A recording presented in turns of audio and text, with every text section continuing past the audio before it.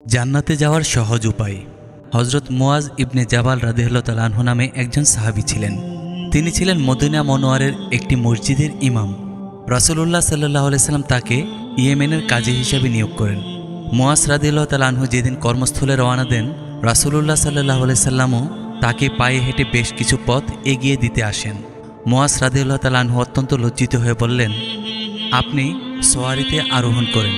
নবী করিম সাল্লাল্লাহু আলাইহি সাল্লাম বলেন, আমি তোমার প্রতি নয়, তোমার জ্ঞানের প্রতি সম্মান প্রদর্শন করছি।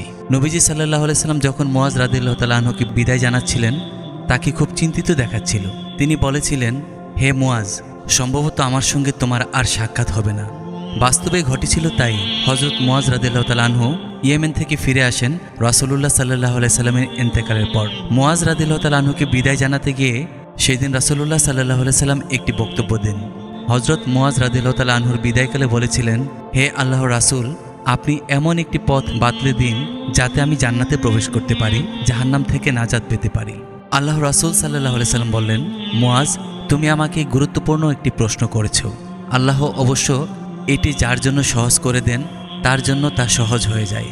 তুমি কখনো আল্লাহর সঙ্গে কাউকে শরিক করবে না, 5 ওয়াক্ত নামাজ পড়বে, রমজানে রোজা রাখবে, যাকাত দেবে আর হজ করবে। এরপর রাসূল সাল্লাল্লাহু আলাইহি সাল্লাম নিজে থেকেই প্রশ্ন করেন, আমি কি তোমাকে পুণ্যের দরজাগুলোর সংবাদ দেব না? বলেই তিনি বললেন, রোজা ঢালের মতো, পানি যেমন আগুনকে সাদগা ঠিক সেইভাবে গুনাহ বিনাশ ঘটায়। তুমি রাতে ঘুম থেকে উঠে নামাজ পড়বে। এই বলে রাসূলুল্লাহ সাল্লাল্লাহু আলাইহি সাল্লাম এই আয়াত তিলাওয়াত করলেন, বলো, তোমরা যদি মৃত্যুর বা নিহত হওয়ার ভয়ে পালাও তাহলে তোমাদের লাভ নেই, আর তোমরা পালাতে পারলেও তোমাদের জীবন ভোগ করতে দেওয়া হবে।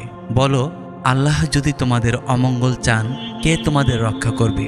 আর যদি তোমাদের অনুগ্রহ করতে ইচ্ছা করেন, কে তোমাদের বঞ্চিত করবে? ওরা আল্লাহ ছাড়া নিজেদের জন্য কোনো অভিভাবক ও সাহায্যকারী পাবে না।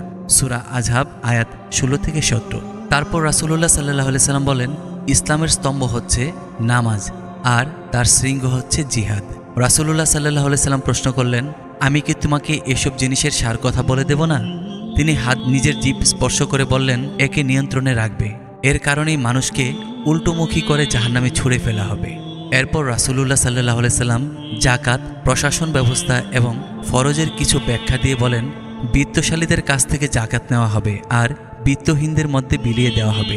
দেখো, জাকাতদাতাদের কাছ থেকে তাদের ভালো মালগুলো জোর করে নিয়ে আসবে না।